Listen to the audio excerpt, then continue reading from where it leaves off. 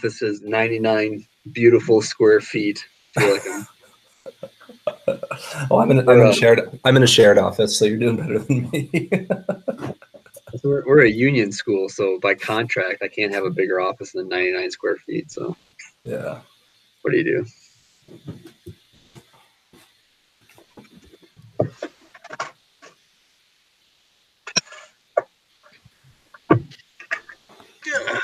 Keeps giving me an error loading your app message. It's working. We can hear you. We can see you. So, okay, cool. All right. Well, I'm gonna get it started. Here we go in 3, 2, 1. What's up, y'all? Welcome to the Sports Medicine Broadcast. This one I'm really excited about. It's Cramping Science with Kevin Miller, and I got my friend Mike McKenney. He's going to be asking most of the questions, but it's something that I feel like I really need to learn about. I really need to bust some of the myths. And, I have some products here that we'll be talking about throughout the series of Cramping Science that may help. But from kind of our pre-conversation, I'm learning that a lot of it doesn't even have to do with hydration at all. And so I'm excited to learn about some of that. And so Mike is going to be asking the hard or I guess scientific questions, and I'll be asking some of the dumber questions or the questions that more apply to what can I realistically do in a low income secondary setting, because I can't control what the kids eat. I can't really do that. So that's kind of the whole conversation we're going to be having through the Cramping Science series. This is sportsmedicinebroadcast.com/cramping science Miller, because we are talking with Kevin Miller. And again, this is sportsmedicinebroadcast.com/cramping science Miller. And so it'll have any of the resources that he mentions, links, and some of the questions, and easy way to get a hold of both Kevin and Mike, as well as myself. So without much further ado, I want to start with this. Kevin, Mike, either one. Let's start with a definition of a cramp. What is a cramp? Is there a scientific definition? I'm going to send that to Kevin. Yeah, sure. So muscle cramp, as we technically talk about them in the literature, when it comes to athletic trainers and clinicians, usually we're talking about exercise-associated muscle cramping, which is very different than what you might see in the literature when people talk about like nighttime cramping or menstrual cramping or those types of things. So exercise-associated muscle cramping, which I think is the focus of this podcast, is defined as an involuntary, painful, sudden contraction of a skeletal muscle in an otherwise healthy person, meaning they don't have any underlying general medical conditions or medications that they're taking, that occurs during or shortly after exercise. All right. So you can kind of go ahead and take it away there, Mike. So I just want to make sure we're kind of all talking about the same thing. So. Yep. I always think that's very helpful. Yeah, a lot of terminology issues when it comes to studying cramping, like tics, spasms, contractures, even heat cramps, I would argue is an inappropriate term for what we typically see with exercise-associated muscle cramping. And so part of the confusion stems from all of these bad terms out there. Even stitch inside or Charlie horses are oftentimes used to describe muscle cramping, but they're all inappropriate. So. Yeah, and I always feel like it's a good place to start with definitions, because a lot of the research we read, depending on the author, journal, and things like that, they have ways of defining what we're talking about, and that doesn't necessarily translate to layperson interventions. So I think a good place to go from there is when we're talking about what's actually occurring at the muscular level. Would you say that's, in your opinion, is that the first place a muscle cramp is probably starting, or is it more up the chain from a neurological standpoint? I would say that probably muscle cramping originates in the central nervous system. Now, there's quite a bit of a debate still kind of going on in the literature about where exactly and what contribution that occurs at the muscle level versus the neuron level versus the brain level. And so we're still trying to sort all of that out. There's good arguments for a central origin. There's good arguments for a peripheral origin. There's good arguments for the muscle origin. And so I think you got to take more of this global perspective. I think obviously they're all three involved. And so when we talk about where does the cramp start, I tend to fall more on the camp of it's probably more of a central origin that is kind of taking in all of the feedback from your peripheral afferents and ultimately affecting alpha motor neuron control and excitability and those types of things. So I think let's take that a little bit further. So I think a lot of people, when they approach cramping, they start at the very end and work backwards. But I think that's actually useful because I think I remember this from class. Like you ask the obvious question: what's the most obvious way to stop a cramp? We stretch. So I think let's start from, if we're stopping a cramp with stretching, what mechanism is at play, and maybe work backwards, because I think that's honestly how most athletic trainers approach this.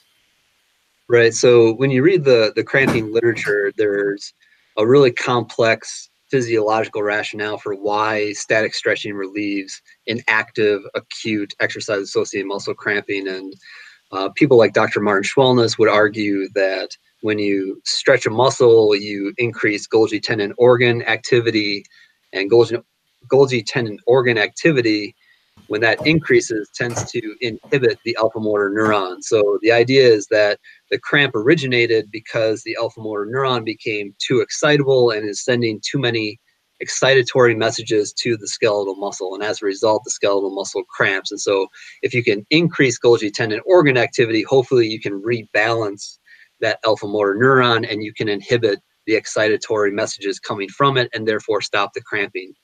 I think that's a very complex mechanism for why static stretching works. I think I tend to fall more in the lines of a muscle can't cramp if it's not allowed to shorten. And so when you are stretching a muscle that is in cramp, you are physically separating the contractile proteins and no longer really allowing actin and myosin interaction to occur. And when you don't allow that to occur, we know that you can't cramp. And so there may be something to the whole Golgi tendon organ inhibition, increasing, et cetera. But I tend to believe it's probably more of a physical mechanism that explains why static stretching works so quickly. Yeah, I think that's a very good point, because I think a lot of people like Jeremy said, there's a lot of things out on the market, a lot of information, but at the end of the day, when you're on a football sideline, you've got these and you've got no time. So it's like, how do we fix that? So I think this kind of gets at to, like, when we drift up the chain, it's like, okay, if I'm stretching an individual in the third or fourth quarter, why do you think it always happens in the third or fourth quarter? Why is it never kickoff and someone just drops right off kickoff and has a calf cramp? Well, I would say sometimes actually it does happen at the beginning of games. It's rarer to see them occur very early in exercise, but we do have reports of exercise-associated muscle cramping happening in people very quickly out of the gate. But yeah, the data would support the observation that cramping occurs near the end of races or the end of competitions. And so this is something that both camps for why cramping occurs would say supports their theory of either dehydration causes cramping or fatigue causes cramping. And so in both instances, you would say, okay, after a prolonged period of time, dehydration can accumulate and there's more fluid loss. On the other side, the other camp says, well, as more time passes, people become more tired.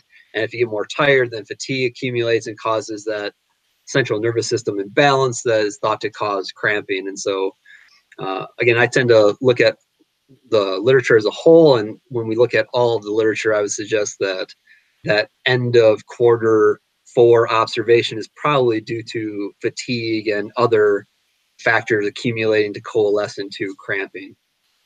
Yeah. So, and I think that's kind of what you can probably see where I'm going with this line of questioning, is there's a lot of, I think, assumption around what we should do to treat, and not necessarily what is, as you've kind of said, supported by scientific research. Now, I don't think this necessarily has to be the like an evidence appraisal necessarily. I don't think we have to go through that whole process, because that's a podcast on its own. But would you say, from an evidence standpoint, I guess let me back up a second. I didn't think I phrased that correctly. So looking through, I think you mentioned like the hydration and possibly diet factors that people sometimes hinge on. What's the evidence that you're aware of to support that type of theory versus the central nervous system theory? Because I think the central nervous system theory, in fairness, for a lot of us, unless you take dedicated study in those realms, that's a lot to sift through. I've read the research myself, and I've had to spend some time educating myself outside of my own education to understand it. But I think some of the other research you mentioned from Bish Wellness, some of the diet stuff is right in line with what athletic trainers are taught in school. So what's the evidence on the diet and the hydration side of things? Yeah, so great question. So to kind of understand the evidence for the theory, you kind of have to first understand the theory. So the dehydration, electrolyte imbalance theory would say that when an athlete exercises and they sweat, they're going to lose both fluid and electrolytes in their sweat. And the idea is that when we lose so much sweat, there is a contracture that occurs in the interstitial fluid space. So that's the space that surrounds all of our muscle fibers. And so in order to keep our blood pressure up, water will move in between our fluid compartments and out of our muscles and into our vasculature and that kind of stuff. And that's all normal. And so the dehydration theory would suggest that, well, when we sweat and we lose these electrolytes, that fluid moves into our vasculature and out of that interstitial fluid space. And then there's a contracture of that interstitial fluid space. And as a result of that contracted interstitial fluid space, there's an increase in the mechanical pressure that occurs on the nerve terminals. And because of that increase in pressure and the increase in concentration in metabolites and neurotransmitters like acetylcholine, you get spontaneous contracture of the muscle and ultimately a muscle cramp. And so when we look at the evidence to support this theory, it really comes down to some really old research from, say, the Hoover Dam and the workers that had muscle cramping while they were constructing the Hoover Dam, and some of Talbot's research and those folks, and Moss's research in miners, noticing that people who did hard, laborious work in hot conditions tended to get muscle cramping. And back in those times, they actually attributed the cramping due to overconsumption of fluid and a loss of blood chloride. It wasn't really until the late and early 1990s-ish where people started to attribute muscle cramping to loss of fluids and loss of particularly sodium in sweat as a result of, or the cause of, muscle cramping. And so when we look at the evidence for that theory, it's, again, primarily coming from some of the old case studies where they didn't have any control groups. In the early 1990s, Dr. Mike Bergeron did some research on tennis players and found that athletes with a history of cramping tended to lose large volumes of sweat. And as a result of losing large amounts of sweat, they also lost large amounts of sodium. And that research, those case series were eventually followed up by 2 Gatorade-funded studies. Probably the most famous one was done by John Stoffen in the Oklahoma Sooners football team. And that's the Sweaty Sooner study, as it was kind of called in the literature, where they showed that people with a history of cramping tended to lose more sodium in their sweat than matched athletes who did not have a history of exercise-associated muscle cramping. And then that study was followed up by Craig Horswell, who was also at the time working for Gatorade, who showed in, again, American football players that people with a history of cramping tended to lose more sodium in their sweat than athletes without a history of cramping. And so when you take a look at both Dr. Bergeron's research and Dr. Horswell and Mr. Stoffen's research, and you add up all of the crampers that were in all of the collective studies, you get about 29 people. And so one of the problems when you look at sweat research is sweat sodium particularly has a wide range of possible values, anywhere from 20 millimoles per liter to over 100 millimoles per liter. And so when you're dealing with something that has large variability in it, you need a large number of people in order to figure out if there are truly differences. And in both Gatorade-funded studies, they had very small sample sizes. 5 crampers, for example, versus 5 non-crampers in the Sweaty Sooner study. And so when you have a wide variability measurement like sweat sodium concentration, you need a large sample size. And so what's interesting about those Gatorade-funded studies is these guys lost large amounts of sodium. In fact, in the Stofan study, for example, over the course of the day, the guys in the cramping group lost over 10 grams of sodium. Now, when you consider that our daily dietary recommendation for sodium is right around 2 grams, that's a huge amount of sodium lost. But what's interesting in all of the Gatorade-funded research studies, all of Dr. Bergeron's research studies in the tennis players, with all the high fluid losses and all the high sodium losses, not one single person in all of those research studies actually got exercise-associated muscle cramping. And I was about to ask you that. Despite having 10 grams of sodium loss, not one person cramped. And so I think the big things with those studies is they tend to have smaller sample sizes, which is an issue. But then also they tend to look at the worst of the worst offenders. Like in the Gatorade-funded studies, for example, they only used guys who needed IVs for muscle cramping, had medical documentation that cramping had occurred, and other types of criteria like that. And so what we know from just kind of anecdote and talking with clinicians is if you've ever had a muscle cramp, you don't go running to the athletic trainer. I would say most of the time, right? You self-treat because you don't think it's that serious, and then you go back to playing. It's only the people who frequently get muscle cramping where it's always a problem, where you start seeing clinicians actually take notice of it. They start making SOAP notes. They start working with the athlete actively to try and prevent this.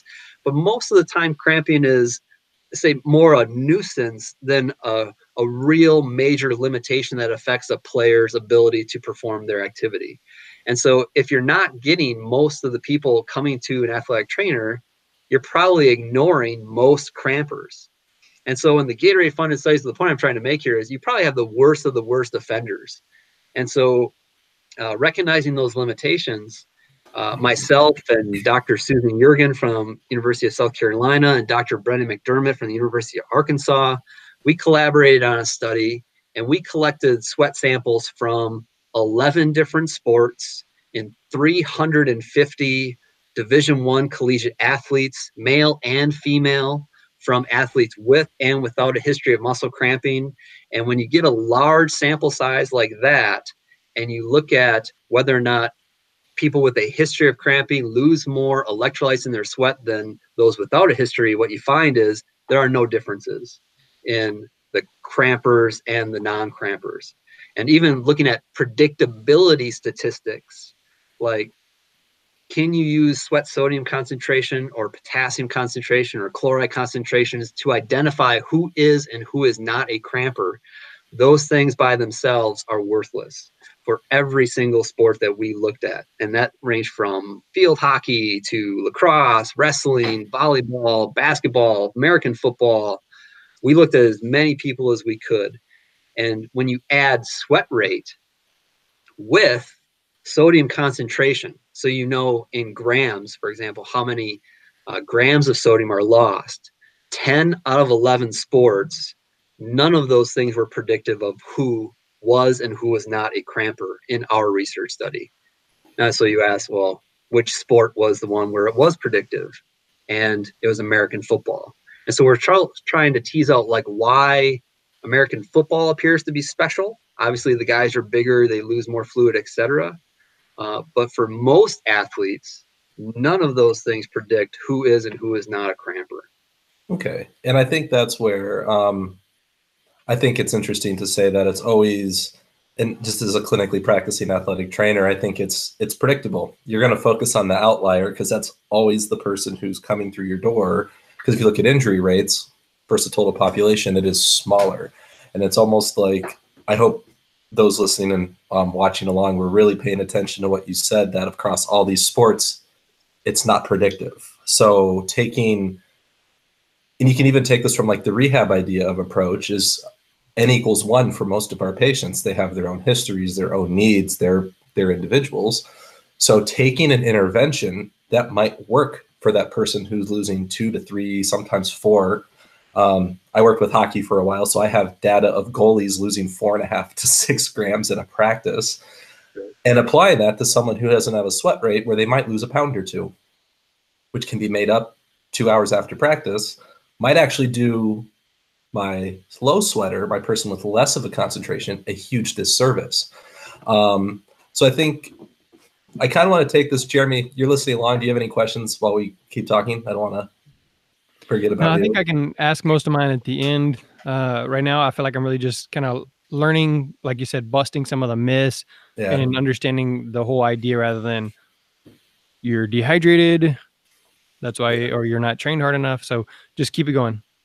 Perfect. So I think moving in that direction is we want to look at, obviously, the majority of, I would say, interventions you see. I'm pretty active on social media. Jeremy's active on social media. I think this is the most common argument, is what are people eating? What are people drinking? What are people doing to prevent a hamstring cramp? But I think these interventions are based off of not only assumption, but like Dr. Miller pointed out, the outliers. So that might not be entirely accurate. What types of risks, Dr. Miller, do you think exist when we, or let's back up for a second. Taking the hydration approach. I think that's something there's safety aspects to that. There's performance aspects. I think it does apply to all of us. I know hydration is not the only thing athletic trainers do, but we have a history of being in the primary spot to make sure that occurs with athletes. But I think what aspects of hydration scientifically might not support its use for muscle cramping? So like, what about the physiology of how we drink and how water is replaced might not support the assumption that drinking will solve a muscle cramp? I think the big one, and maybe the most obvious one right away, is anytime that you orally consume something, in order for it to be absorbed into the body, that takes time. And so when we talk about how fast does a fluid leave the stomach, for example, so we get an idea of how fast can the fluid be absorbed by the small intestines into the vasculature and then work its way through to a cramping muscle, all that takes time. And so when you look at fluid replacement as a way of solving an acute muscle cramp, it's just the process is not going to occur fast enough to help that athlete that is in pain in front of you. And so when we look at evidence for and against a particular theory, for example, we already talked about the best thing you can do for somebody if they're cramping in front of you is you stretch the cramp. Once you break that cramp, then you can start working on, what may have preceded the cramping, what else can we do for this person? But stretching doesn't add fluid or electrolytes to the body. And so when you have a cramp going on, if that cramp is due to dehydration, then the treatment is obvious. Well, it's hydration. And yet we have a mechanism and a treatment that doesn't add fluid or electrolytes to the body, but works most of the time. And so, again, there's some logical inconsistencies with that dehydration theory. And so, again, it just takes time. If you're going to orally consume a sports drink or water or bananas or mustard or something, it takes time for that solution to get out of your stomach into your small intestines, absorbed, work its way through the muscle. And so, again, you got to stretch people first and foremost in order to stop the cramp, get them out of that pain, spasm, pain, cramp cycle, and then you can work on something else and identify the other risk factors that may have led to the development of their cramp. But especially with cramping, it seems like a lot of times we want to take the shortcuts, right? You want to be able to give somebody some advice that you think might help them. And so we see a lot of people say, well, drink this, and your cramps will go away. Or if you just show up to practice better hydrated, then you won't get cramping. And so we give this kind of general treatment advice. But if cramping is not due to hydration, or if hydration is just a small component or maybe a small risk factor in the development of cramping, then you're doing that athlete a disservice. Because as you mentioned, Mike, there's a big range in how much people sweat. I mean, what you have a 300-pound lineman sweating out is very different than a 90-pound gymnast. And so giving them the same blanket treatment advice of drinking more fluid may make that gymnast at risk of more serious conditions like exertional hyponatremia. And so if I just tell everybody drink, 2 liters of water, the gymnast might be overhydrated and the lineman's probably going to be underhydrated. And so when it comes to treatment, we again have to take a very individualized approach. And that unfortunately means you have to spend a lot more time with your athlete, especially your cramping athletes, because there are possibly a lot of factors that combine or maybe work individually. We're still trying to sort that out to cause the cramp, which means I got to ask you a ton of questions. And that's going to take more time. And it's a lot harder to individualize your treatment options than giving general treatment advice. And I want to go down what you just said about drinking. Hang on, Mike, can I jump in real quick? Because that was actually one of the questions that I had was about absorption. So can you kind of go back in again, knowing that individuals are each going to process things differently, that we just kind of cover the absorption. So if we're looking at water or we're looking at cold water or like chicken soup or a banana, can you just go over the how long is it going to take to absorb? So I stretch them. That's the first thing, and that relieves the immediate pain. But now I'm going to try and have them absorb something. What does the time frame look like in that? A great question. So gastric emptying rates is what we're really discussing here. And so we know gastric emptying is influenced by a lot of different factors. Volume of whatever you're taking in seems to be the main determinant of how fast something leaves the stomach. For example, we did a study a couple of years ago where we gave people 600 to 700 milliliters of pickle juice or deionized water. And what we noticed was even when you drink a salty, acidic solution that has a high osmolality like pickle juice, it empties from the stomach very quickly. And that's because of that volume stimulus. So when your stomach expands, the pressure receptors occur in the stomach and they want to push things into the small intestine. But once that volume stimulus is gone, then some of those other things that you mentioned, Jeremy, like the temperature and the acidity and the pH and the osmolality and all of those things start to factor in and affect how quickly something leaves the stomach. Now, when it comes to water and your typical sports drinks that have a concentration of carbohydrate in the 6 to 8% range, like Gatorade and most other sports drinks, those things will have gastric emptying rates very similar to pure water. And that's on purpose. And so normally water will take right around 10 to 30 minutes to completely empty from the stomach. But again, that takes time. And so if you have a guy cramping in front of you and I give him a sports drink, and even if he drinks a large volume of that sports drink, it's still going to take a longer time than it is for me just to stretch him to break his cramp. So again, I'm just stating the obvious of what everybody does. If somebody's cramping in front of you, the first thing you do for them is not throw them a sports drink. It's you stretch them and then the cramp goes away. Then you get them to the sideline and you start working with massage or cryotherapy or something to relieve that pain spasm cycle. I wanted to ask one quick question, I guess going a little further on that. What are the factors that are pretty well known to slow gastric emptying? Yeah, pretty much the ones we already mentioned. So pH will slow gastric emptying. So if you drink a very acidic drink like pickle juice, for example, that will slow gastric emptying. Osmolality, or how much content a drink has, like if it's very salty like pickle juice, that will slow gastric emptying. Some of the other things are relatively minor, like exercise, temperature of the fluid, have very minor effects, but usually it's the volume, the pH, the osmolality, the carbohydrate content will tend to slow gastric emptying if it's pretty high, like exceeds that 8 or higher percentages will also negatively affect gastric emptying. So I think what I wanted to highlight, and you articulated it better than I did, all the factors that slow what is essentially the gatekeeper to solving the problem is sport. It's exercise, small volumes, because no one's in practical use, I know people have done it, or drinking 2 liters of fluid, or they shouldn't be. You're discouraged from doing that. Concentrated, so like maybe it's goos or the packets that are about this big, which is going to be low volume, high concentration. So all these factors that have been shown pretty accurately to slow gastric emptying are being applied as a quick fix.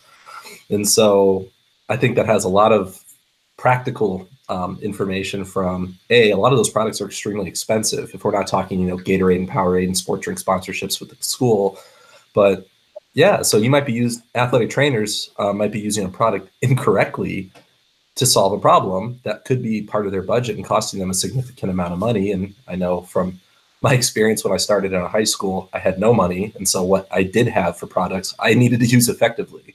And so a lot of that, I think, is might as well throw it in the trash can if they're going to apply it in the sense of. I think too, with that recent discussion, the assumption that we're making is whatever is in the product that you're consuming works through the nutrient being absorbed into the bloodstream. Pickle juice, for example, we have some data showing that when you drink pickle juice during a cramp, it will relieve the cramp faster than when you do nothing at all or you drink water. But the cramp goes away within like 90 seconds. And so again, we know from the other studies that I've done that pickle juice stays in the stomach when you drink a small volume for about 20 minutes. So you have an effect that's relatively quick, but it's not out of the stomach yet.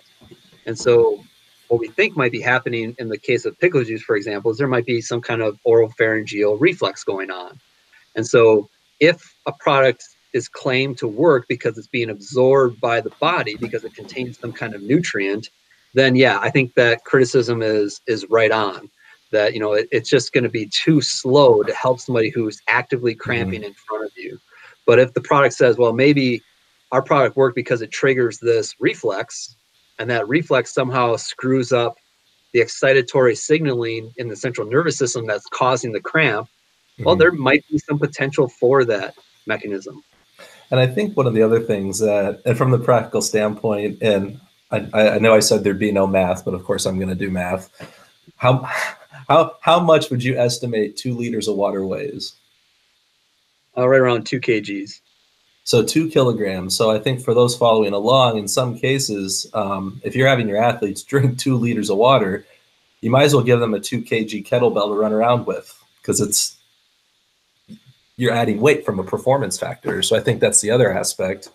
Distance runners, your high volume, high distance athletes, soccer's, basketballs, things like that, they don't want 2 pounds, 2 kilograms of stuff sloshing around in their stomach. So in addition to, I think, some other risk factors, because I think when we get into ingestion, can you give the explain like I'm 5 version of the difference between hypotonic, isotonic, and hypertonic? Because I think this gets into what are our risk factors with some of these, like what could we be unintentionally doing or reinforcing? I think we'll talk about that in a little bit, but I think it starts with, because I think that's where people get confused. I remember I sent you the picture of the sports drink aisle at the grocery store by my house that said isotonic across the top, and it was the whole aisle. And I know that's not true. I just thought it was funny because I think things like that are funny. Yeah, so to explain like I'm 5 version of the difference between those. Yeah, so in a very, very simplified manner, tonicity of a fluid is essentially like how much stuff is within that fluid, and then we usually reference that back to the body. So for example, the human body's blood sodium concentration is right around 140 millimoles per liter. And so if I take a hypotonic solution like any sports drink out there, Gatorade, Powerade, Staminade, A-Game, Body Armor, they're all considered hypotonic in reference to the body. In other words, they contain more water in them than they do salt, for example. And so if I drink a solution that is less salty than what my blood is, then I will tend to dilute my bloodstream. And so this is where we get really concerned about conditions like hyponatremia, which is low blood sodium. So if I drink a large amount of sports drink or pure water, I'm going to tend to dilute my blood sodium concentration. And if I drink so much of that, I'll dilute my blood sodium concentration to the point where my brain is more osmotically active than my bloodstream. And so kind of your basic chemistry rule is that water will follow salt. And so if your brain is more active osmotically than your bloodstream, water goes from your bloodstream and into your brain. And you just don't have a lot of space in your skull for expansion of your brain due to fluid accumulation. And so this is where hyponatremia becomes a major concern. And so hopefully, we've kind of danced around this topic, but if you believe that cramping is a result of dehydration, and you're a high school athlete, for example, and you've been seeing all the commercials and you've heard all the stuff online that cramping is due to dehydration, and you get a muscle cramp, well, then you assume, well, I must be dehydrated. And so you drink some water, and then you keep playing football and you get another muscle cramp. And so the logic goes, well, I must still be dehydrated, so I'm going to drink even more water this time. And so we know that this happens. Back in 2014, Zyrese Oliver, Walker Wilbanks, they were two healthy high school American football players, and both died within about 3 weeks of each other in August of 2014 from hyponatremia. And both players were trying to prevent exercise-associated muscle cramping. And they essentially drank so much water and sports drink that they diluted their blood sodium concentration, where, again, water moved into their brain, and they developed hyponatremia and eventually passed away from that. And so, again, you see how kind of the failed logic and not using an individualized treatment approach of here's how much fluid you lose when you exercise, therefore here's how much you need to drink to be safe, leads to potentially disastrous results. Yeah, so I think, and I think a lot of that, I think sometimes runs people off. You can see me looking off to the side of my screen here because I want to pull up some numbers, because I think math is important. We all like math, but it is simple math. If you look at, and I think that's when I try to make this with some consulting I've done and things of that nature. I think the most powerful point we make is obviously we want to try and prevent sudden death, and I know hyponatremia is not really considered a sudden death, I don't think, but it's nonetheless. But if we look at, found it. So this is your information, Dr. Miller. I just borrowed it for a presentation for some students. So if we look at your average sports drink, per 8-ounce serving. So this is the big, and I did the math, and the big packets we get that they fill 5 gallons of water, pick your flavor, Powerade, Gatorade, Body Armor, it doesn't matter because they're all pretty close, give or take, I don't know, 20 milligrams of sodium. But so if this belief of hydration or loss of sodium, in my opinion, that's two different conversations, because if we're talking sports drink for hydration, okay, you can hydrate based off those fluids. But if we're talking sodium replacement, that's where we get to the we're providing an intervention that is actually going to produce opposite our intended purpose for the said intervention. But if we look at the powder packages, they have about 100 milligrams of sodium per 8-ounce serving, and the bottle that you just get at 7-Eleven, 250 milligrams of sodium per serving. And that's the ones you can go to Costco, get the big thing of them. And if you look at just your average athlete, what would you say is an average sodium loss, Dr. Miller, during exercise from just your average human? So most people, and again, from the 350 athletes that we tested, and when you look at the literature, the average sodium concentration in someone's sweat is right around 50 millimoles per liter. Okay. So, I mean, 50 millimoles per liter at, if we're talking just a Powerade bottle, right, of 20 ounces of vending size, that's about, I don't know, 6 liters based off my math, and this math could be a little bit wrong. That's roughly, I would need 6 liters of Powerade to replace, theoretically, the sodium lost for that average athlete in about an hour of exercise. Or if they had lost, I think we actually, no, I'm sorry, the math was 2 hours of exercise. So we're looking at 6 liters of a hypotonic solution that is being marketed and presented to athletes as sodium replacement, because there's this also this belief that the sodium is why they're having, muscle cramping. And then to Dr. Miller's point, what we're actually doing is more likely putting those athletes into a situation where hyponatremia is a very real threat. And then if we standardize an intervention to a population that shouldn't be standardized, we're actually putting a great deal of people at risk with good intentions. I don't think any athletic trainers are doing this because they have any ill intention. We're just trained to help. But it's coming from an opinion of that's not very well informed. This is what they've always done. I think always the hardest feedback we get is, well, it worked. So they're going to keep doing it. Well, okay. I mean, I'm not going to argue. It's hard to argue that, but I think, like Dr. Miller said, you have to ask more questions. You have to ask better questions. It's not just satisfy for the answer. You have to ask a better question. Now the arm will cure tennis elbow too. Yeah.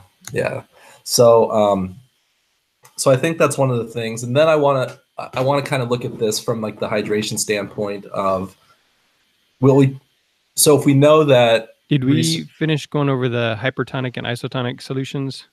Or is that coming?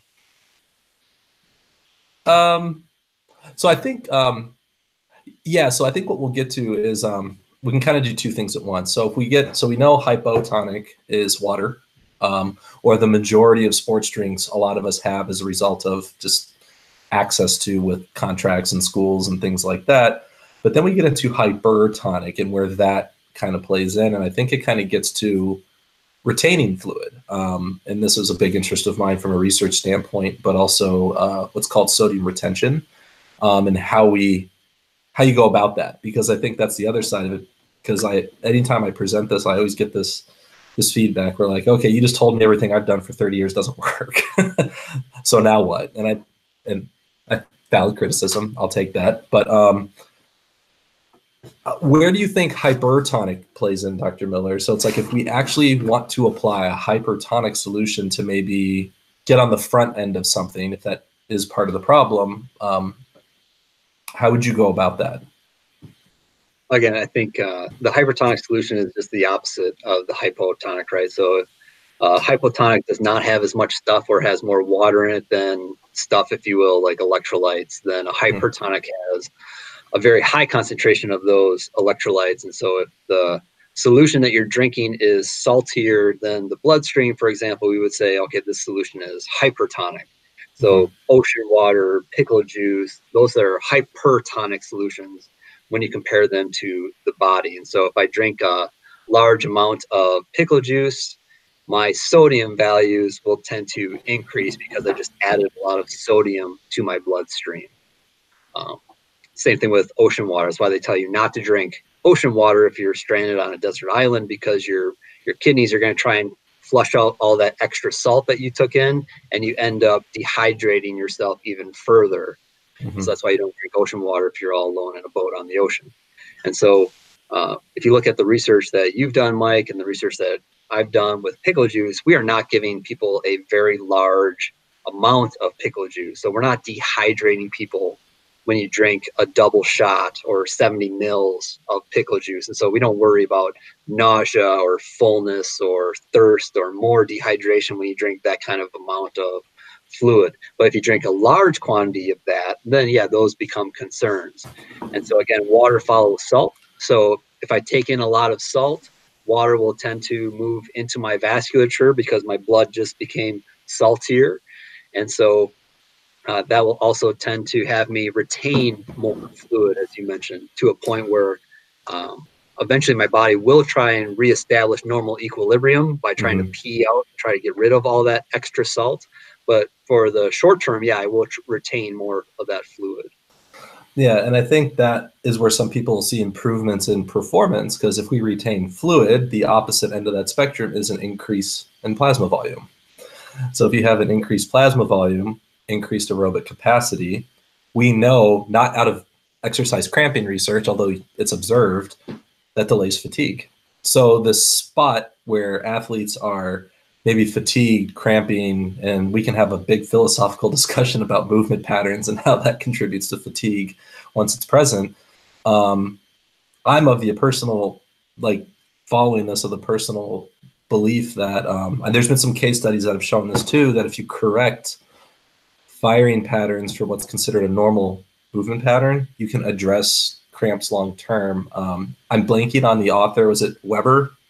It was the case that Wagner, yeah, the case study of the ultra triathlete, debilitating cramps, and the only thing that fixed him was a 26-week, 1 day a week glute activation protocol. I think it might have taken 20 minutes on I think they said they did it every Wednesday.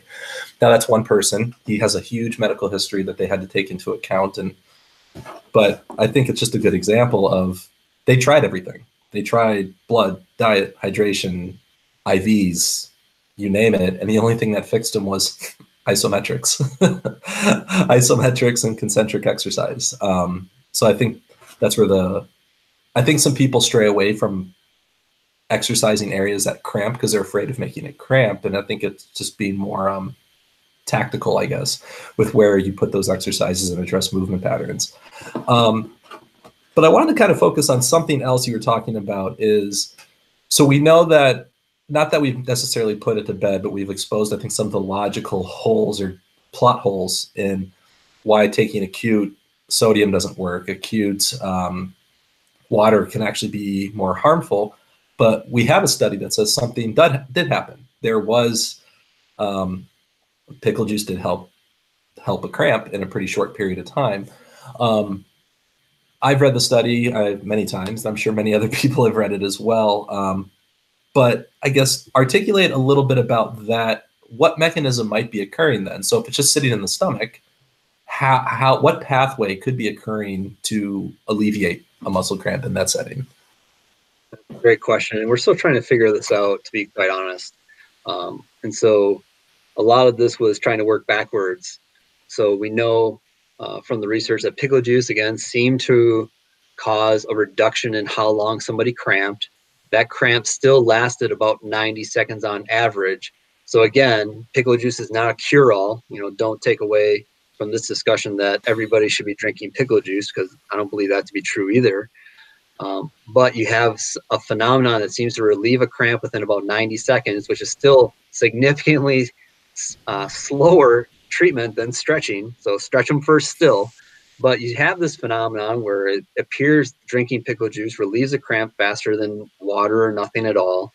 And so we try to work our way backwards. And this is part of the fun and frustration, I guess, of science, is that right now we can only speculate on why this seems to work. We do know that pickle juice is sitting in the stomach, and when you drink small volumes of it, we don't seem to get these changes at all in plasma volume, plasma sodium, plasma chloride, plasma magnesium, calcium, osmolality. None of that stuff in the blood changes over the course of an hour in dehydrated humans, in hydrated humans, with or without activity. The amount of pickle juice you're giving to somebody is just not a lot in the context of the research that we've done. And so when you see a cramp go away and there aren't any changes in any of the major electrolytes of the blood, you look for another explanation. And so the effect is so fast that for me, it has to be neurological. And so there are receptors in your mouth. They're called trip receptors. They respond to changes in pH and those types of things. And they do, at least in the context of acetic acid research, like the vinegar, there is some research out there with vinegar causing these complex reflexes in the mouth that may somehow cause an interruption in that processing from the central nervous system to the muscle. So the way I usually try to explain it in a very simplified term is think of it as kind of like how you interrupt the pain sensation if you slam your hand in a car door, for example. You grab somewhere else on your body and you pinch yourself. And so the brain can only handle so much stimuli, for example, that kind of gate control idea. And so if I can pinch myself somewhere else and cause another pain stimulus, maybe I can tolerate the initial pain from my, hitting my hand in the car door. So maybe something like that is happening where pickle juice acts as almost like a counter irritant, where it just kind of disrupts those neurological signals that are happening due to the cramp. So we're still trying to figure out that mechanism. I don't have a great physiological pathway that I can give you. Well, here's A, then B happens, C happens. We're still trying to figure that out right now. And I always think it's interesting because the pendulum in sports medicine seems to always swing one direction, and we're saying, oh, that's an old wives' tale, it doesn't work. And then, oh, wait. So maybe I hear this all the time, especially where I started my career.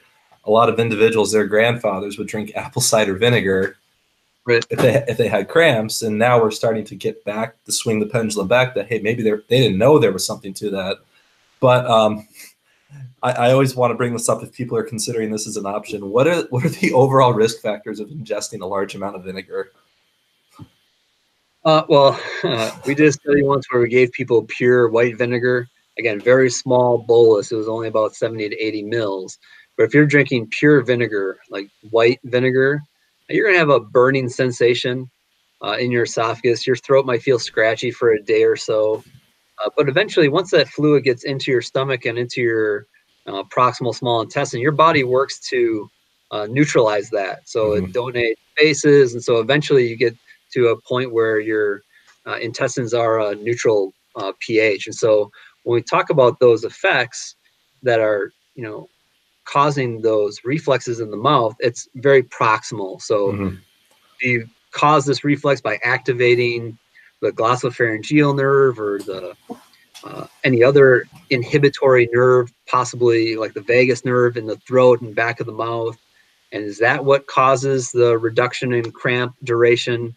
Again, we're not sure quite yet, but I would say if you're drinking a small amount, it's probably not going to cause a great deal of harm. But if you're doing this on a frequent basis, like before you go to bed every night because you get nighttime cramping, I would say make sure you talk to your doctor before you do something like that. I mean, we certainly don't want to have 50, 60-year-old patients consuming a large amount of salt when they're on blood pressure medication, So when we do our studies, we look for healthy, physically active, usually college-age people who can tolerate a short duration of a high salty solution like pickle juice. And we have not yet looked at what is the effect of a prolonged dietary adjustment with those types of solutions yet. So I would say at this point, be very careful with that. Talk to your physician before you try and implement something like that, if that's something that you're going to try.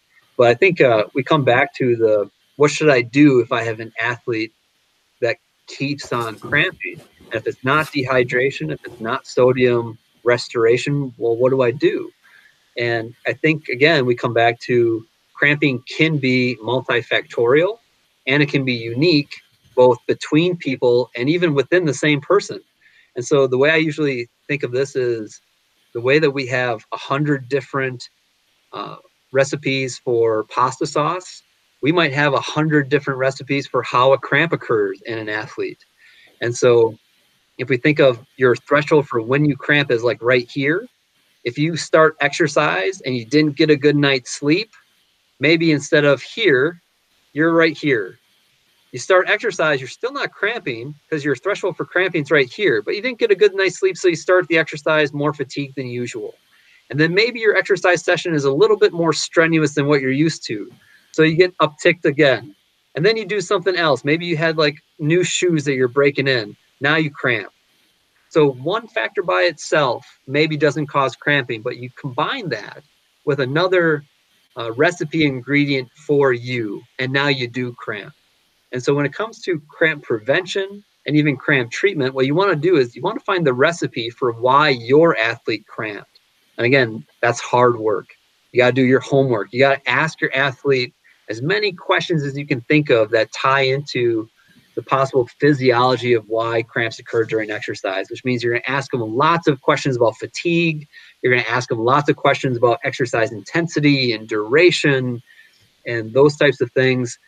Ask them about their diet. Ask them about hydration because, again, like you mentioned, Mike, hydration can maybe play a role, not in the context of an increased pressure in the interstitial fluid space and that kind of stuff, but maybe from a fatigue standpoint. So hydration may still help people and may prevent cramping if that's one of their individual risk factors. Now, the other major assumption in all of that explanation is that every risk factor plays a similar role in the development of cramping. Maybe there's 3 risk factors that we can generalize to the entire population as the most important. Everything else is a minor risk factor. That's where we're currently going with the muscle cramp area of research right now, is identifying the unique risk factors and their level of importance to the development of muscle cramping. And that's where we still have to do quite a bit of work. Yeah, and I think obviously, like, I think that sounds off-putting to people, but I don't think they realize. I think in today's world, 20 years ago, everything Dr. Miller just said is extremely difficult to do, and I'm kind of a tech nerd, and I don't think it's actually that hard, because I think a lot of us in educational institutions have access to some type of survey software where you can create all the questions Dr. Miller just said largely for free and automate how well it gets sent out. So you can do it, handwritten paper, have them churn in things. And if you want to do that, it's your prerogative. But all the questions Dr. Miller said you need to have answers to are really easy for a layperson to answer. They don't require a broad amount of education. I think even in Jeremy's population in high school, it's easily done. You're asking kids how long they sleep, when did they eat, how many meals a day did they eat, if they drink, how much. If you want to go down the road of checking hydration and tracking weight, it's easy to track weight. And then I think you can start, red flagging these people a little bit easier. And especially in settings where you don't have a lot of the human capital, the human resource, it's 1, maybe 2 athletic trainers. If you give clear direction to the athlete, you can have a lot of assistance, I think, from a lot of different viewpoints in an athlete's care team. Because, I think we need to be cognizant of that coaches are part of an athlete's care team, especially when there's 1 athletic trainer for 700 athletes. So you can give them a strategy and say, hey, these athletes need to do this. These athletes need to do this. And I think you can do good work. I had another mentor that said, it's like making pizza. Everybody likes pizza and they always want the best pizza, but even pretty good pizza, still pizza. So it's like, if you're getting, pretty good information on your athletes, it's better than just waiting for the 4th quarter in a big game deep in the Texas heat of a football season for your guys that are high reps, 4-quarter, 2-way players to go down. You obviously don't want that. Or like big soccer matches, you don't want, I know Texas has a different, I know Jeremy's kind of laughing here. Texas has a different soccer participation schedule. And up here in New England, we don't play soccer in the winter outdoors. But like if you have a women's soccer championship and you have, your midfielder is a big reason you're there, you want to make sure you're doing right by those people because they're undergoing a great deal of stress and arguably you're probably going to be at greater risk for a number of things. And I think this all plays in. So I guess, sorry. What you're looking for here are trends. Mm-hmm. So if you read any of my stuff that I've published, you'll oftentimes hear me give the recommendation that you should have athletes that are particularly susceptible to cramping keep a cramp journal. And so you have them write down the answers to the questions that you can think of that may lead to why the cramp occurred, and then you look for patterns. So you got a cramp on Tuesday. When we look at your answers, it looked like you didn't get a good night's sleep, you didn't eat anything that day, and practice went 30 minutes longer than normal or was more intense than normal. So you look for the trends. And so if you find that, okay, sleep appears to be your issue and you're not as physically fit as you should be, then I can address those as your athletic trainer. We can work on those together as those preventative factors. But yeah, just taking a general treatment advice of just, well, you just got to drink more or you got to eat better. That might be true, but you got to make that specific and individualize that to your athlete. Yeah. So I guess with all that, Jeremy, I guess you said you had a bunch of questions you wanted to ask. I'm sure we can go a lot of different directions. Did you have any that you were either coming in via Facebook or that you were thinking of as we were talking? Or we do have quite a few people watching that have checked in live. Gary, Gillis, Catherine, Lawrence, Hannah, Goodwin, Lance. I'll check in live, but they may just be like sitting back and enjoying the conversation like I am. One of the things that you mentioned, Mike, was having the pickle juice or trying to take care of something on the front end. Mm-hmm. And again, we're kind of growing in understanding that each cramp is kind of individual, but we're looking for trends and each patient is individual. So again, avoiding the blanket statement, but if I do want to do something on the front end to help them with the hydration theory, not so much the neurological theory, what are your recommendations there? Time. So a lot of times, a lot of people, you see a lot of interventions, and again, I lurk all over social media, and I'm not saying I'm all all encompassing, but I see a lot of solutions that are somewhere in the neighborhood of 90 minutes to 60 minutes before a competition. Like, oh, that's when we're going to focus on hydration. Because in fairness, I think that's when a lot of ATs have the contact and the influence and the ability to do that.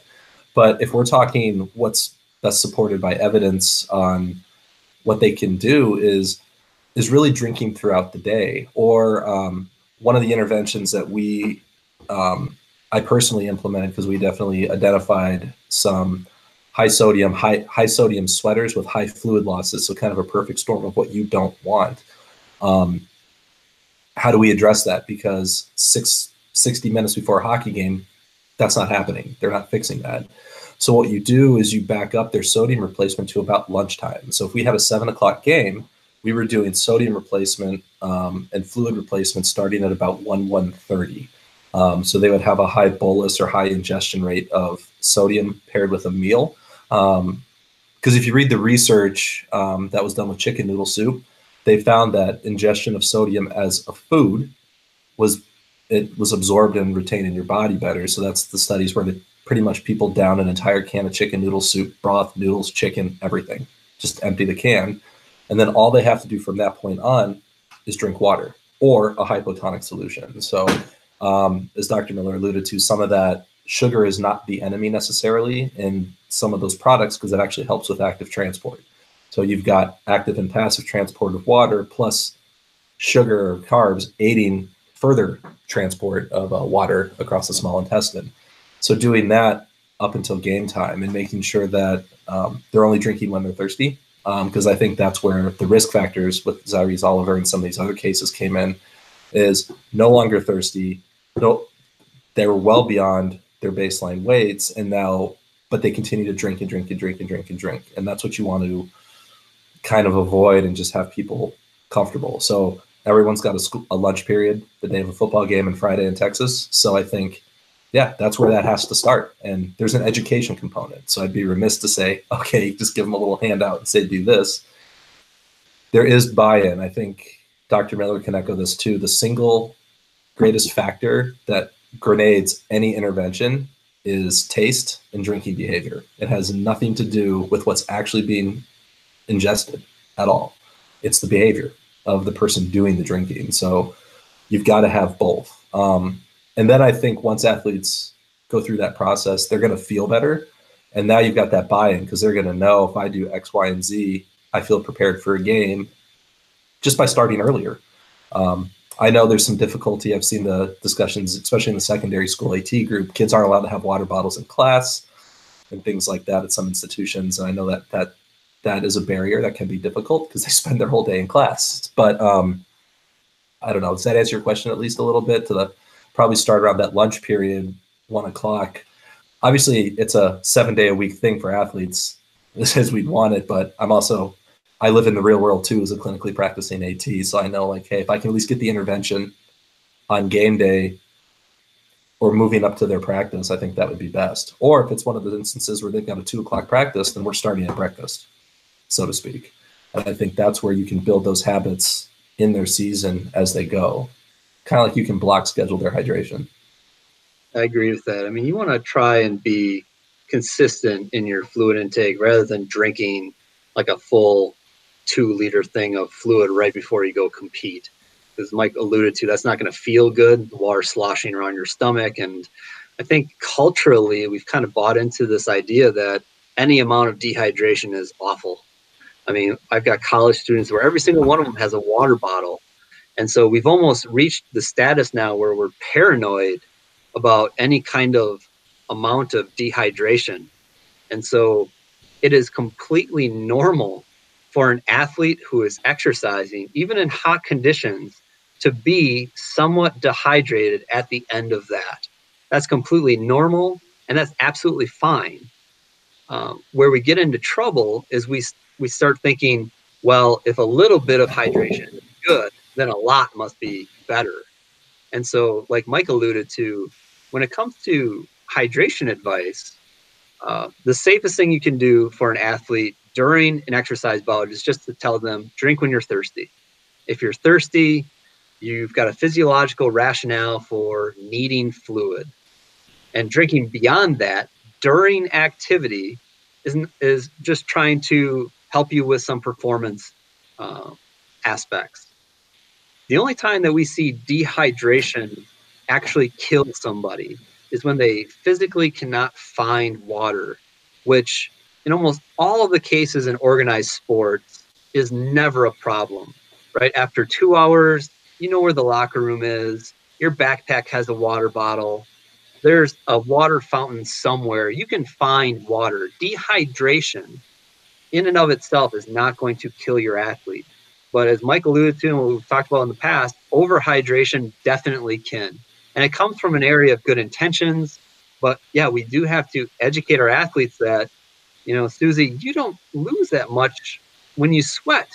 So you don't need to drink a full 2-liter bottle of sports drink today. So doing the calculations for how much you lose via sweat is not difficult. And so if you can get buy-in from your coaching staff, and I realize that's a big if sometimes, but if you can have an athlete exercise for, let's say, 30 minutes at an intensity that they would use during a normal competition, and you can weigh them before and after that, and if you don't allow them to drink, if you don't let them urinate or go to the bathroom during that 30 minutes, it's very simple math of just, here's what they weighed at the end, here's what they weighed at the beginning. Any difference in body weight is due to sweat loss. And so then you can say, okay, for you lose this much in your sweat. This is your sweat rate. And then this is what you need to drink in order to fully replace it. And so you, again, individualize your hydration recommendations to prevent that occurrence. Now, if you don't have the time for all of that, the simple recommendation of drink when you're thirsty will prevent all of that, you know, potential disaster that occurs from hyponatremia. So when it comes to during exercise, yeah, drink when you're thirsty. Your athletes are going to be just fine. When it comes to fully rehydrating, that's where you need to know how much fluid your athletes are actually losing with the sweat rate calculation, because we know thirst will kick off before you are fully rehydrated. And I think I was going to say, I think it's also important to note, Jeremy, like when you're talking with interventions, is also point out that not all of your fluid actually, or all of your water replacement comes from fluids. There's water content in food. So a lot of people will abandon, if they have to choose, I've got to eat or drink a ton of water. I mean, I'm here to tell you practically they got to eat. They've got to eat because of all the, obviously the nutrition side of things. But as I said with the chicken soup studies, that's food. So they're able to rehydrate, retain water, retain sodium, and overall general homeostasis is improved with food. So I think that's another point to drive home, because a lot of people will tailor their rehydration strategies, and when I say a lot of people, healthcare providers, solely based off liquids, independent of food, which is incorrect. I don't have a good number for exactly how much, I don't know if you might have this, Kevin, how much fluid comes from foods versus liquids. I know that varies on diet, region of the world, you know, things of that nature. So I don't want to give a false number, but the food is very important too. I hope people are not taking away from this podcast is I don't want to give everybody the impression that we're anti-hydration. Mm-hmm. Hydration does a lot of great things for the body physiologically. It maintains your plasma volume. It helps with your blood pressure. It's going to help with the thermoregulatory capacity of the body, so you can keep sweating, so you don't get a dangerous condition like exertional heat stroke. Although exertional heat stroke is probably more related to exercise intensity rather than hydration per se, but hydration can play a role in that. I don't think it's the sole cause of heat stroke, but it can play a role in thermoregulation. And so I don't want to give people the impression like we are anti-hydration. That is not what we're saying at all. You just have to individualize hydration. And in the context of cramping and the literature surrounding cramping, hydration is maybe not as big of a deal as we once made it out to be in the last 100 years. What's coming out more so now in the recent laboratory studies and even in the quasi-experimental research studies is it seems to be more related to central nervous system changes rather than dehydration. And so some of the more recent stuff from my lab, for example, has shown that when you have somebody that experiences a cramp, and that is the only thing that you do to them, no exercise, there's no dehydration, there's no electrolyte loss. When people experience a cramp, and we do that volitionally, so we ask people, can you cramp yourself? And they say yes. And we get them to cramp. When we measure their central nervous system excitability after that cramp, what we notice is they become more excitable. And they become more excitable for up to an hour. So when we talk about why do cramps keep on happening during exercise, part of the problem is you're fighting an uphill battle. Once your athlete gets the cramp, their central nervous system is probably primed to have a second cramp. So once you get that athlete, quote unquote, fixed and the cramp goes away, chances are you're truly not going to fix their cramping until after the competition is over, because now their central nervous system is more excitable and the likelihood of them getting a second and a third cramp goes up. As an aside, I can still cramp my left calf on command. If it's a superpower or not, I don't know. I didn't know how to do that before grad school. I'll just leave that out there. So on that same note, if someone makes themselves cramp, then is that at the same intensity as a cramp that happens due to exertion? And then, so does that change that length of time that they're excitable after that, or the intensity, or I guess the threshold, kind of like you were talking about? Yeah, great question. So we're still trying to figure that out. When we talk about studying muscle cramping, it's really hard to study muscle cramping because they're spontaneous, they're unpredictable. I live in Michigan, and so for one of the few researchers in the world who studies cramping, and if I were to go out to every football practice or soccer practice, I might not see more than 1 or 2 cramps a year. But if I go somewhere like Texas, maybe I see them every day. And so why cramping occurs and when it occurs is very tough to study scientifically. So when we look for ways to study cramping in a laboratory context, usually we see like electrical stimulation or magnetic stimulation or maximum voluntary activity.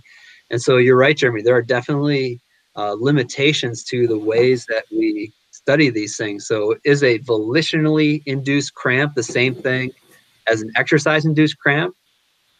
Maybe not. It's probably the closest thing that we can get to what actually occurs spontaneously on an athletic event. But are they exactly the same? Probably not. So when I talked about our volitionally induced cramp research, that's me trying to keep everything controlled except for the one thing that I'm changing. And so the one thing that we changed was, did they develop a cramp? Yes. Everything else we controlled for: temperature, exercise, all that jazz. So when you remove all of the other confounding variables, you just have a cramp. Here's what seems to happen to the central nervous system. But is that the same thing as an exercise cramp? Probably not. So, and I would say, yeah, and to add to that, and this is from when I was in grad school, we tried the pilot study. There's a study with the last name Zhang et al. Chung, where they had a cramp protocol for the calf that in that study, they were able to induce cramping. So we tried to reproduce that in a pilot setting. We couldn't get anyone to cramp. Nobody. That's very difficult. Nobody. My calves were really tired. My whole body hurt, but nothing cramped. So just to echo like what Dr. Miller said, it's difficult. And then, so people are like, okay, maybe I go to Texas. These guys cramp, in the fourth quarter and all that stuff. Well, in order for us to take good information to tell somebody's blood characteristics, it's not a finger prick. It's 5 milliliters of blood. So we can't pull this football player off the field in the middle of the game, cramping, take his blood, spin it, send him back out, and then get information from that. At least not yet. Maybe there's going to be some technological advances in the future, but if we're boys soccer, every single boys soccer game has crampers. So if you want to do the research, come down here. We got boys soccer. Dr. Sandy Folks Godek from Westchester University has done that with some of her Philadelphia Eagle players, where they were able to take a blood sample shortly after a person cramped. But yeah, that becomes very difficult to do as well. But underlying your point, Mike, is the fact that if we're being completely fair, you just admitted that you did a whole bunch of fatiguing exercise, and yet you did cramp. Exactly. And so I think to be completely fair, the fatigue theory, as purported by Dr. Martin Schwellnus, and I would say the evidence is more along the lines of a fatigue or central nervous system altered excitability theory. But lots of people get tired, but lots of people don't cramp just because they're tired. So it can't just be fatigue in and of itself either, because if it were, then a cramp protocol that just exists by doing tons of calf exercises should work every time. But it clearly does not. And so why doesn't it? So maybe just getting tired and running a long race, that's not enough for cramping for some people. Maybe it's a genetic predisposition plus fatigue. And so again, I think we come back to the same discussion of it's individualized risk factors and identifying what's unique about you that makes you cramp, and then targeting those risk factors with interventions. But again, clearly neither theory is perfect. And that's just kind of the frustrating part about science, is there's maybe nothing sometimes that perfectly explains every single observation out there. And when it comes to cramping, I mean, you talk to 100 athletic trainers, you're going to find 100 different explanations for why cramping occurs. And they're probably all correct. They're probably based on observations. And so if you're observing 100 different scenarios of how a cramp occurred, it may just, again, reinforce the point that there might be 100 different recipes to get a cramp. And so I don't mistrust people when they tell me, well, I had Alka-Seltzer work, or I had mustard work, or I had pickle juice work, or I had Gatorade work for my athlete with cramping. I don't discount any of that stuff because it's probably true. But how that worked, that's the matter of the big debate, and through what physiological pathway did it work? That's what we're still trying to figure out. Real quick, Van Ramirez Miller commented and said, "Thanks for your research, Kevin. Your contributions have been invaluable." So I assume that's somebody you know. I don't think so, but thank you. One of the things that, honestly, I think we've gone over an hour already, and I don't think we've even really covered the neurological or physiological ways to look at a cramp. Is that something that we can do quickly, or is that something we need to schedule another round?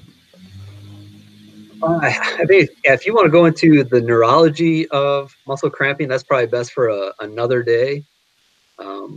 But again, just, I hate giving very global statements like, oh, just believe me because there's more literature. Just believe me because I've got these letters after my name. Definitely don't believe somebody just because they have letters after their name. So I would encourage everybody, Jeremy, if you have links to some of these research articles that we've discussed, we can certainly give those to people maybe after the podcast gets published or something. But definitely, do some of the investigating on your own. Don't take our word for it just because we got invited to do this podcast. Do your own research, read your own on your own time, and then come to your own decision making. Read not to contradict, right, Mike? Yep. It's in my email signature. So kind of what I'm taking away here is that each cramp and each patient needs to be treated individually, ask good questions, look at all the different factors, and kind of like Kevin was demonstrating earlier, they normally have a threshold of 10, and that's where they start to cramp, but now they didn't sleep well, so they're already starting off the day at a threshold of, or at level 3, and then they do a little bit extra exercise. Now they're at a 6, and then now they're trying out new shoes, and so now they're at a 10.5, so they start cramping, or they didn't eat, and so that bumps up, whatever it is. So it could be multiple factors, not just, oh well, they're out of shape, oh well, they didn't hydrate. So we got to continue to look at each individual cramp, at each individual patient, ask good questions. Mike has said he's actually presenting to a group after this about a way to automate this survey process where you can just say, hey, can you ask these questions? And then if they say, okay, I'm not sleeping well, then it'll send them, articles, and it'll also kind of like notify you, hey, they're not sleeping well. Some of the things you may talk about them. So that's something you can also reach out to Mike about, but just a way to ask really good questions, to treat individual patients individually. Know that too much hydration is actually more detrimental than not enough hydration, because unless they're in the desert and cannot find water, they're probably not going to die from dehydration, but they can possibly die from overhydration or hypernatremia. So I feel like obviously I said we didn't cover hardly any of the neurological side of cramping, and we'll have to come back and pick that up. But do you feel like that kind of sums up what we talked about today, guys? I think so. And I think a lot of it is, I think the reason we don't go too far on the neurological side is, like Kevin said, that's a web of information that I think is still being explored. And it's not as, at least from my experience, in common practice, in common use. So I think the impact to your everyday athletic trainer, I think, really focuses on the more what works and doesn't work from the metabolic side of things. Because, I mean, you and I have both been doing this for a little bit now, and you can definitely see, I think that's where the majority of interventions are originating from. Yeah, and again, to be completely fair, just because you show something does not work, so just because the majority of the evidence maybe suggests dehydration or electrolyte loss does not contribute to cramping, that is not evidence that automatically the other theory is correct. Okay, so just because we've shown that, sodium concentration and cramp history, folks versus non, does not seem to be different when you have a large sample and you look at multiple sports. That does not automatically mean that the fatigue theory must be correct. And so just caution everybody listening that just because one thing is not supported does not mean automatically all of our chips go to the other theory. And if we do another podcast on the neurological side, we can delve into some of the reasons why, maybe it's not just fatigue.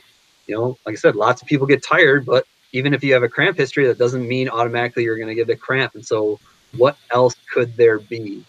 A learned response.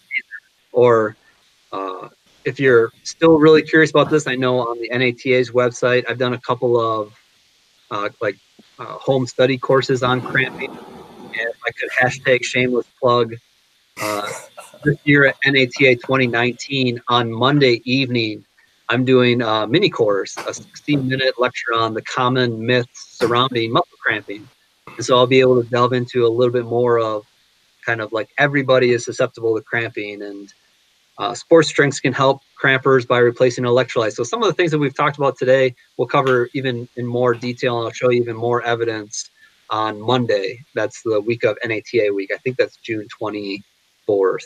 Yeah. Whatever the Monday is. I think it's about 5:30 p.m. is when my mini course is. So if you're interested in that, you're going to be in Las Vegas, please register for that. Come and talk to me personally. I'm more than happy to answer questions via email too, or feel free to call me. Jeremy, if you have my contact information and the podcast too, I'm always happy to talk to people or answer questions via email as well. All right. So Dr. Miller, somebody wants to get a hold of you. What is that email address or the best way?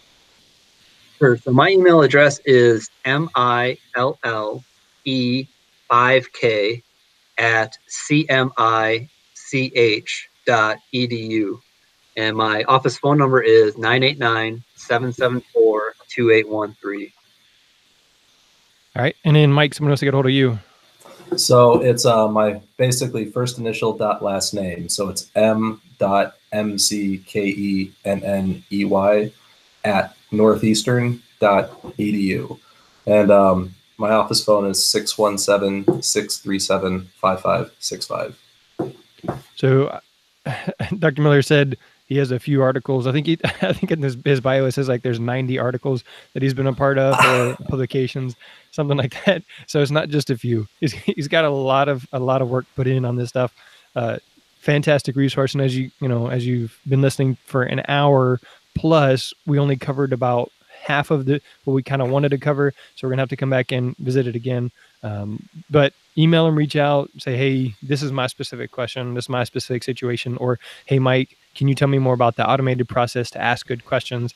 One of the things I just kind of remembered as we were kind of summing up is the best response is still to stretch to relieve that immediate cramping situation. And then from there, it's going to take 10 or 30 minutes for the fluid intake to occur. But get that stretch in, maybe a little bit of pickle juice that'll also help, just a small volume. So those things have shown to be beneficial, but obviously there's a lot more to it, and you go from there. So any final thoughts, Dr. Miller, Mike?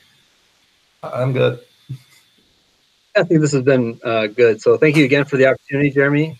This has, I think, hopefully been helpful for everybody listening. And again, if you have any other further questions, I know Mike and I are both very agreeable to talk on the phone or try and help as best we can. All right. So for Jeremy Jackson, sportsmedicinebroadcast.com/Cramping Science Miller. Again, Cramping Science Miller for Dr. Kevin Miller. That is a wrap. Thanks, guys. But Thank you, guys. cool. All right. So it's still, I stopped the audio recording. It's still streaming live, but that's fine. Okay. Do you guys have any availability? I know, Mike, you said you're just about to finish up school. Yeah. Maybe in the next 2 weeks are pretty rough. Next 2 weeks pretty rough. So a possibility of following up this conversation so that we don't wait until next April to follow it up. Maybe like the very beginning of May then. I mean, the week of the 22nd, we could probably put something in there. I think that's our finals week, so I'll be able to disappear if I need to. If we can go into the first week of May, that's actually better for me. That Okay. week or two, like Mike said, during finals week, I teach a research methods course with 18-page writing intensive papers. So, oh my God. But graduation for us is on May 4th. Yeah, we're the same. May 4th, I'm wide open. But I mean, if we had to in April, I only have 2 heat stroke studies going on. So if there's no data collection and I don't teach, then I'm pretty wide open too. So my teaching schedule right now is Tuesdays and Thursdays, but all of those heavy writing assignments are hitting me like right now this Thursday. So. All right, well, let's look at after May 4th then. That way you guys are both more or less free and clear. Yeah. I'll look at my calendar and, we can all just kind of be on the same email chain and say when we can try and follow this one up. Because this is something I really was just sitting back and like, okay, but hold up. So I really want to continue to learn about this. And like you said, like I said, even though we play soccer in December, in January, in February, every 70 degrees outside boys soccer game, there's somebody who's cramping. Their calves are cramping. And so if there's something I can do to better prevent that, then I really want to learn more about it. So yeah, that's a definite that's a big, I don't know, the neurological stuff is intensely interesting to me, but I think Kevin still knows more than I do about that. Trying to figure out the plumbing of the Empire State Building, right? I mean, it's complex and from the top. Yeah. But yeah, this would be good. So cool. Jeremy, do you have a link, or is this like saved as a file? That I know our school like to promote the faculty when we do stuff like this. So can I steal a link from you or get something that we can post on our social media? Or Yep. So right now you could go to facebook.com/sportsmedicinebroadcast or sportsmedicinebroadcast.com/Facebook, either way. And then that would should have like on the top of the video, like if you click on videos, should be one of the top ones since it's the most recent. And then, so the whole conversation, even what we're saying right now, is on the Facebook Live. And then it's also on YouTube. So I'll try and send you those links here as soon as we get off. And then that way they'll be right there at your fingertips. And then eventually, I think it's July 24th is when this is set to release on the audio only portion. Then it'll be sportsmedicinebroadcast.com/Cramping Science Miller. Mm-hmm. So, all right, cool. Good deal. Cool. All right. Well, All thanks, right, guys. I really appreciate it. And I'll see you in May. Yeah, that works. See you guys. All right. Bye. All right. See y'all.